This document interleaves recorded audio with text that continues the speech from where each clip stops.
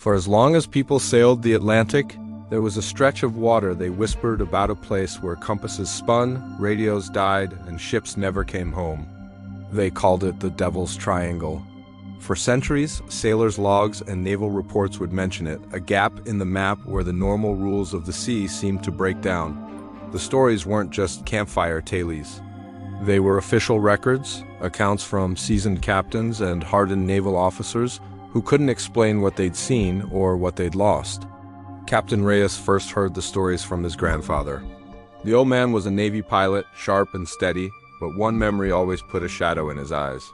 He refused to fly that one particular route again after a mission in 1945, December 5th, to be exact. Flight 19. 5 Avenger torpedo bombers had taken off from Fort Lauderdale on a routine training flight. They went in. None returned. The rescue plane sent after them, a huge Martin Mariner flying boat with a crew of 13, vanished too. No wreckage, no signal. Just empty sky and an eerie, crackling silence on the radio waves. His grandfather had been part of the wider search grid, flying for days over an ocean that offered no clues, just its own vast, indifferent blue. "It's like the sky just swallowed them whole," he'd say, his voice low. Years passed. The legends grew, fed by a steady stream of unexplained disappearances. Planes gone, ships swallowed, radar screens blinking to nothing. Between the sun-drenched shores of Florida, the pink sands of Bermuda, and the vibrant coast of Puerto Rico, a simple patch of ocean earned a reputation stronger than storms and darker than any myth. They told stories of the USS Cyclops, a massive Navy collier that vanished in 1918 with over 300 souls aboard, no SOS, no debris. Then there was the Star Tiger and the Star Ariel, 2 luxury airliners that disappeared a year apart in the late 1940s, both reporting good weather right before they went silent. The Triangle became a cultural phenomenon, a modern-day Atlantis, a place where the veil between worlds felt thin. Reyes, however, wasn't a man given to flights of fancy. He was a pilot, a creature of logic, checklists, and physics. He didn't believe in sea monsters or alien abduction. He believed in data. He believed in measurable forces, in cause and effect. For every spooky story, he figured there had to be a rational explanation, even if we didn't have the tools to find it yet. The ocean was a powerful, unpredictable place, and the atmosphere above it even more so. That was enough mystery for him. So when a multi-agency research team assembled to investigate the Triangle using the most advanced technology available, high-resolution satellite imaging, deep-sea sonar, and complex atmospheric modeling, he didn't hesitate. He volunteered to pilot the primary survey aircraft. This wasn't just another flight. It was a chance to put ghosts to rest with facts. The mission briefing was held in a sterile, white-walled hangar in Miami. Scientists in lab coats pointed at complex weather charts, while naval officers discussed search patterns. The air buzzed with a mix of academic curiosity and military precision. "Expect turbulence," Mission Control warned over the pre-flight check, their voice tinny in his headset. "The models are showing some anomalous pressure gradients." Reyes keyed his mic, a small smile playing on his lips. "I expect answers," he replied. The engines of the modified P-3 Orion spooled up with a familiar, reassuring roar. This aircraft was a flying laboratory, packed with sensors designed to taste the air, map the seafloor, and see through the clouds. For days, they flew precise grid patterns across the region. Most of it looked utterly ordinary. Endless blue water, scattered cumulus clouds, typical pressure lines snaking across the weather displays. It was beautiful, monotonous work. They documented every gust of wind, every slight change in barometric pressure. The team on the ground collected terabytes of data, feeding it into supercomputers that churned through the numbers, searching for a pattern that had eluded humanity for a century. Reyes began to wonder if they'd find anything at all. Maybe the mystery was just a statistical anomaly, a string of bad luck and human error amplified by folklore. Then, on the 4th day, the analyst's voice crackled in his headset, sharp and urgent. Reyes turned heading 210. "You need to see this." He banked the heavy plane, following the new vector. Below them, the cloudscape was transforming. These weren't the soft, puffy formations he was used to. The clouds had edges. Perfect, razor-sharp edges and straight lines. He stared, baffled, as giant shapes appeared, pressed into the sky like stamps on a vast blue canvas. Hexagons, perfectly formed, six-sided cloud systems stretching for dozens of miles. "Clouds don't do that," he said quietly, speaking more to myself than to the crew. "Exactly," the lead meteorologist answered from the ground station, her voice a mix of awe and excitement. "We're seeing it on 3 different satellite feeds. These aren't random.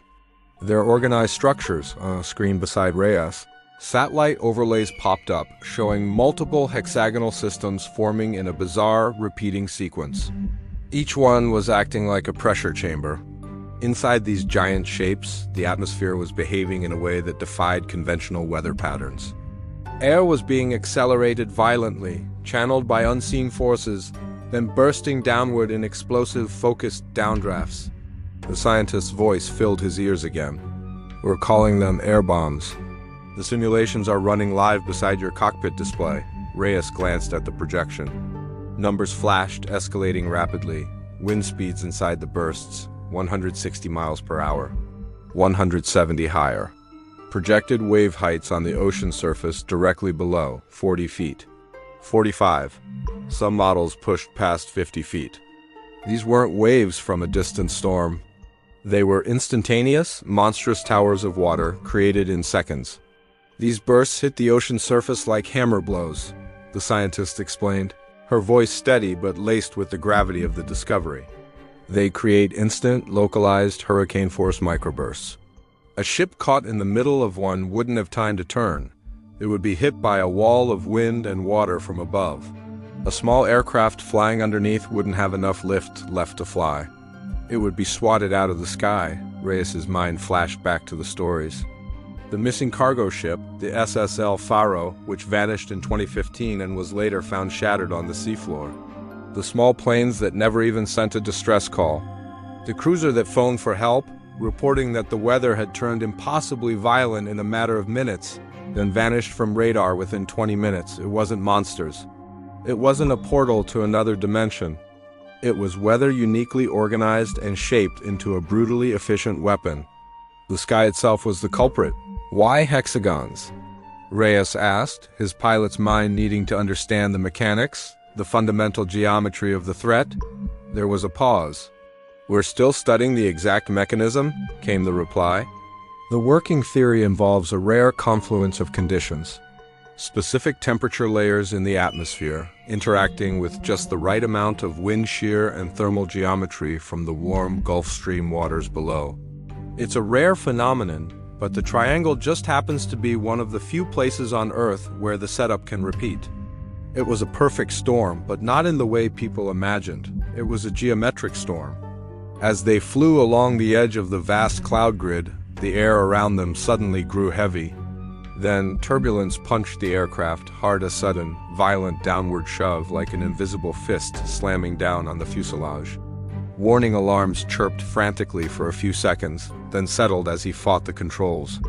The Orion shuddered, but held steady. They had just been clipped by the outer edge of one of the microbursts. For a moment, he felt the raw power that could snap a smaller plane in two. Mystery, he realized, often survives simply where measurement hasn't reached yet. The supernatural was just the natural, not yet understood. By the time they landed, the news was already breaking. The headlines were forming. Bermuda Triangle explained by atmospheric microburst systems. The world was being offered a scientific answer to a mythic question. Of course, the legends didn't disappear overnight. People still loved the thrill of the unknown. They still preferred aliens, sea beasts, and portals in time. It was more romantic, more exciting than a discussion of atmospheric pressure and wind shear. But Captain Reyes smiled when he read those stories now. He no longer saw a sinister void on the map. He saw a region of incredible meteorological power. He'd flown to the heart of the legend and found not a monster, but a mechanism. He had seen the truth drawn across the sky, six-sided, silent, and deadly, not supernatural. Just nature misunderstood, and far, far more powerful than any myth we could ever invent. The ocean and the sky keep their secrets well, but sometimes, if you look with the right eyes, They show you the answer. Thanks for watching. If you found this story fascinating, be sure to subscribe for more deep dives into the world's greatest mysteries.